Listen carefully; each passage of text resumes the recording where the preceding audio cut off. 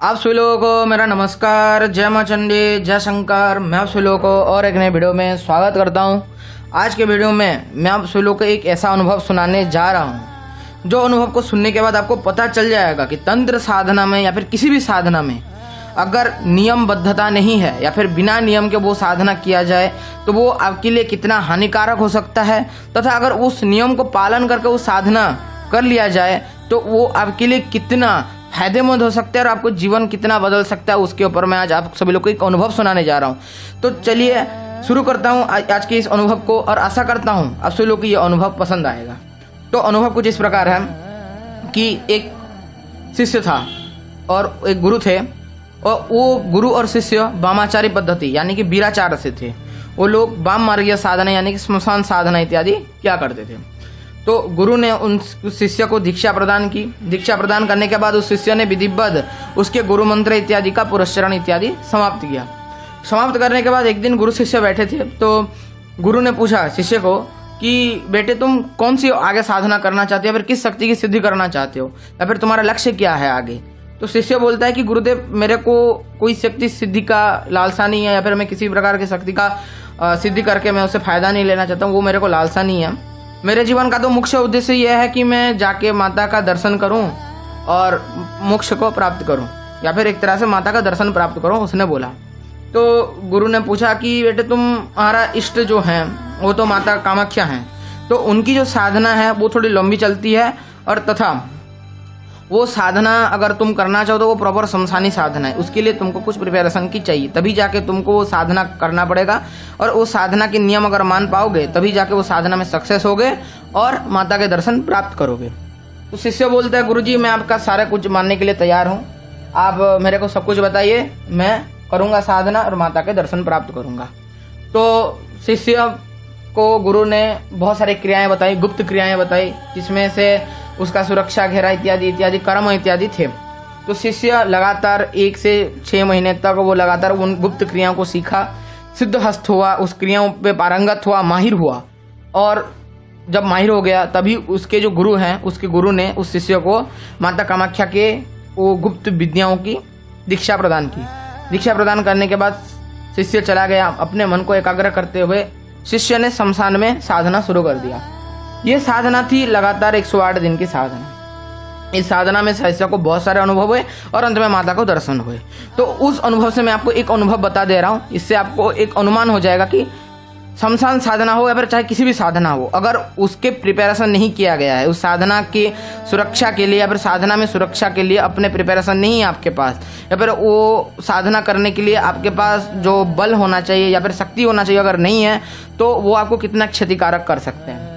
तो ये कुछ दिन चले गए थे साधना के, लगातार 21-51 दिन तक, मतलब 108 दिन की साधना थी, तो लगातार 21 दिन तक साधना खत्म कर चुका था शिष्य। 21 दिन के बाद एक दिन क्या हुआ, जो शिष्य साधना में बैठा था माता कामाख्या की साधना में, और शमशान में ही बैठा था, आगे चिता जल रही थी और वो सीधा जप कर रहा था माता कामाख्या का।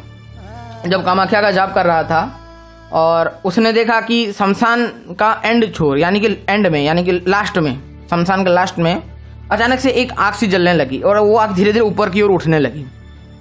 शिष्य थोड़ा विचलित हुआ देख के। जब वो देख ही रहा था कि अचानक से वो आग बुझ गई और उधर से धुआं धुआं होने लगा। कुछ समय के बाद उस देख रहा है कि उस धुएं में से एक स्त्री आगे आ रही है, शिष्य की ओर आ रहा है, वो जो शिष्य बैठा था उसकी ओर आ रहा है।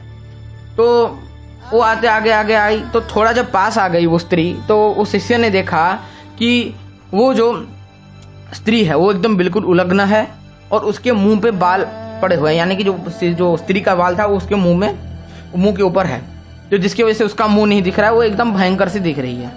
तो धीरे धीरे वो आगे आने लगी और अचानक से गायब हो गई। गायब होने के बाद उस दिन का वो साधना खत्म किया और वो जैसा विधिवत वो क्रियाकर्म करके फिर से चला गया। अगले दिन क्या हुआ, शिष्य जब फिर से आया, साधना में बैठ गया, साधना करने लगा, तो उसने देखा कि वो स्त्री फिर से आ रही है और इस बार वो स्त्री उसके पूरे पास आ गई। शिष्य जो साधना कर रहा था उसके पूरे पास आ गया वो स्त्री, उलग्न स्त्री जो बिल्कुल उलग्न था, उसके मुंह पे अपने उसके ही बाल गिरे हुए थे। तो जब उसने उस स्त्री का चेहरा देखने की कोशिश की तो उसने देखा कि एकदम वो बड़ा विभत्स चेहरा था उस स्त्री का, इतना भयंकर कि बयान ना करा जा सके, उतना भयंकर था। तो शिष्य उसको देख के थोड़ा विचलित हुआ और अपने गहरे ध्यान में चला गया कि भाई इसका चेहरा को देख के मैं जाप नहीं करवाऊंगा और मैं सीधा ध्यान में जा रहा हूँ बोल के वो सीधा ध्यान में चला गया। ध्यान में जाने के बाद क्या होता है कि शमशान साधना के कुछ नियम होते हैं कि अगर आपको ज़्यादा भय लगता है तो आप अपने आंखें बंद कर लीजिए और सीधा मंत्र जाप पे फोकस करिए। जैसा तैसे करके आपको अपना मंत्र जाप कंप्लीट करना है। ये कुछ नियम होते हैं शमशान साधना के। उसी तरह से इसने भी किया। तो स्त्री जो थी, वो जो भयंकर सी स्त्री थी, उसने उस शिष्य के पास आके खड़ा हुआ और बोला कि संभोग प्रदान करो। 3 बार इस तरह से बोला। तो शिष्य ने बोला, फिर से देखा कि उस स्त्री को फिर से पास खड़ी है, तो शिष्य फिर से आंखें बंद करके फिर से जाप करने लगा। उसने इग्नोर कर दिया उस स्त्री के वाक्य को। तो अचानक से वो भयंकर सी स्त्री आके शिष्य के सामने बैठ गई, अपने घुटने से घुटने सटाकर बैठ गई और उस शिष्य को आलिंगन कर लिया। जो शिष्य था उसका एकदम पसीना पसीना होने लगा, उसका अति भयानक सा अनुभूति होने लगा। एक्चुअली बात है कि अगर आप रात में अंधेरे में इतने बड़े शमशान में जब बैठ रहे हैं और उस समय अगर आपके पास कोई स्त्री आ जाए और वो भी इतनी भयंकर स्त्री, आपके पास कोई ना हो, आपकी रक्षा के लिए कोई ना हो, अगर आपसे आलिंगन करके इतनी भयंकर शक्ति आपके सामने खड़ी हो जाए तो ऑब्वियसली आपको भय लगेगा ही। उस शिष्य को भी लगा, लेकिन शिष्य ने अपने मन को काबू करके जाप कंटिन्यू किया। जाप कंटिन्यू करते समय उस स्त्री ने फिर से बोला संभोग प्रदान करो। शिष्य ने फिर से इग्नोर कर दिया और अपना जाप पे ऊपर कंटिन्यू करने लगा और उसने मंत्र का वेग बढ़ा दिया, जोर जोर से मंत्र का उच्चारण करने लगा, माता कामाख्या को याद करने लगा। तभी उस स्त्री ने अचानक से, साधक एकदम क्या होता है कि शमशान साधना ज्यादातर जो विराचार पद्धति में होता है वो उलग्न साधनाएं होती हैं, यानी कि साधक को क्या होता है कि उलग्न होकर वो साधनाएं करनी पड़ती हैं। तो साधक उलग्न था, तो उस जो भयंकर स्त्री ने साधक का लिंग को पकड़ लिया और दबाने लगी। आप समझ सकते हैं, अगर एक ओरिजिनल टाइम में अगर ये सिचुएशन हो, अगर हम सोच लेते कि किसी के साथ ऐसा हो, तो उसके लिए अपने काम वासनों को रोकना कितना भयंकर होगा, रुकना कितना खतरनाक हो जाएगा, वो रोक ही नहीं पाएगा, पहली चीज।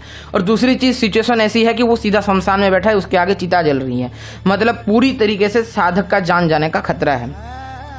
तो अचानक से जब उसने लिंग को दबाने लगा वो स्त्री, और अचानक से उसके लिंग को लेके उस स्त्री ने अपनी योनि में डाल दिया और संभोग क्रिया शुरू करने लगा।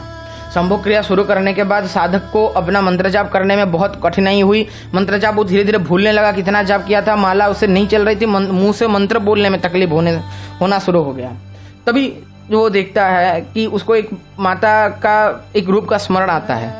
स्मरण आने के बाद अचानक से उसके गुरु के एक बोले हुए वाक्य का याद आता है कि अगर शमशान साधना में अगर तुम साधना कर रहे हो, शमशान साधना कर रहे हो, उसमें तुम्हारा अगर वीर्य स्खलित हो जाता है तो तुम्हारी उधर ही मृत्यु हो सकती है, या फिर कोई शक्ति आके तुम्हारे ऊपर आक्रमण करके तुम्हारी मृत्यु सुनिश्चित कर देगा।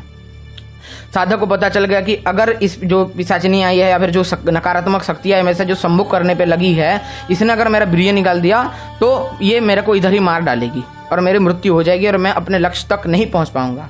तभी उस साधक ने अपने मन को दृढ़ किया, माता को स्मरण करते हुए अपने उसके जो गुरु ने बताया था एक क्रिया जो लगातार वो 6 महीने तक उन गुप्त क्रिया को साधता रहा और उसमें सिद्धहस्त हो गया। उनमें से एक क्रिया का उसने प्रयोग किया, जो था वो क्रिया था कि अपने वीर्य को वो ऊपर की ओर खींच लेता है, जिसकी वजह से उसका वीर्य स्खलित नहीं हो पाता है। वो एक तंत्र का और योग का बहुत गुप्त क्रिया है और आधा अगर बोला जाए एक तरह से वो वज्रोली और अश्विनी मुद्रा पे आता है, लेकिन वो पूरा वज्रोली अश्विनी मुद्रा नहीं है, वो और भी ऊपर लेवल की चीज़ है।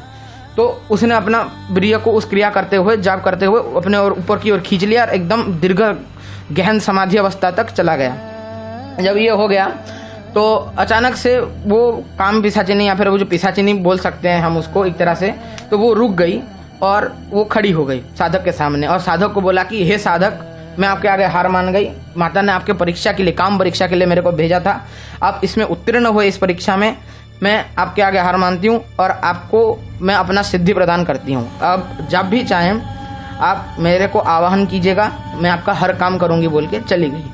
तो यही है अनुभव, एक बड़ा अनुभव यही है। इस अनुभव का पहले मैं आपको तात्पर्य बता दूं कि ऐसा क्यों हुआ उस साधक के साथ, कि यही पिशाचिनी क्यों आई थी, और कुछ भी काम परीक्षा हो सकते हैं, मनुष्य स्त्री भी आ सकती थी, लेकिन ऐसा क्यों हुआ। देखिए क्या होता है कि जब कोई भी साधक शमशानी साधना करता है, शमशानी साधना जब कोई उच्च शक्तियों की करता है, तो जब उच्च शक्तियों की साधना करने लगता है तो उस शमशान की जितनी भी शक्तियाँ होती हैं साधक की परीक्षा लेती हैं। अगर साधक उसमें उत्तीर्ण हुआ तो वो साधक के अधीन हो जाती हैं वो शक्तियाँ, यानी कि साधक के मुट्ठी में हो जाती हैं वो शक्तियाँ और वो साधक के अनुसार काम करने लगती हैं। यही हुआ इस साधक के साथ। पहली चीज़। दूसरी चीज, साधक ने अपने मन को दृढ़ किया और ये साधना किया। अपने काम परीक्षा को वो जान पाया कि मेरा काम परीक्षा हो रहा है, इसीलिए अपने गुप्त क्रियाओं को गुरु के माध्यम से बताया गया। नियमों के अनुसार जो चला था, नियमों के सार अनुसार चलते हुए जो क्रियाओं को सिद्ध किया था साधक, जो शिष्य था, वो अपने क्रियाओं को इस्तेमाल करके वो अपने वीर्य को ऊपर खींच लिया, जिसके वजह से उसका वीर्य स्खलित नहीं हुआ और वो सुरक्षित हो गया। सीखने को यही मिलता है कि गुरु के द्वारा दिया गया कोई भी ज्ञान अगर हम अगर उसको अच्छी तरह सिद्ध कर लें या फिर उसमें पारंगत हो जाएं तो हमारी जीवन सुधर जाती है। अभी ये होता है सदगुरु के बाकियों का, ये मैंने एक उदाहरण दे दिया है आपको, तो आपको बताने का ये भी मतलब है कि बहुत लोग बोलते हैं कि आचार्य जी हमको आपने तो साधना बता दी लेकिन हम इतना नहीं कर पाएंगे, जबकि वो साधना का रूल होता है कि इतना करना ही पड़ेगा। हर रोज आपको 108 माला जाप करना है तो जाप करना ही पड़ेगा। वो बोलेंगे नहीं हम 21 दिन में 1 लाख मंत्र कर लेंगे या फिर 51 दिन में 1 लाख मंत्र कर लेंगे, जबकि 11 दिन में ही 1 लाख मंत्र करना होता है। तो साधना को आप अपने हिसाब से नहीं बदल सकते, साधना को जो रूल है उसी रूल से काम करना पड़ता है। अगर आप वो रूल को या फिर नियम को नहीं मान सकते तो आपको तंत्र साधनाएं नहीं करनी चाहिए। यही था कुछ आज का अनुभव।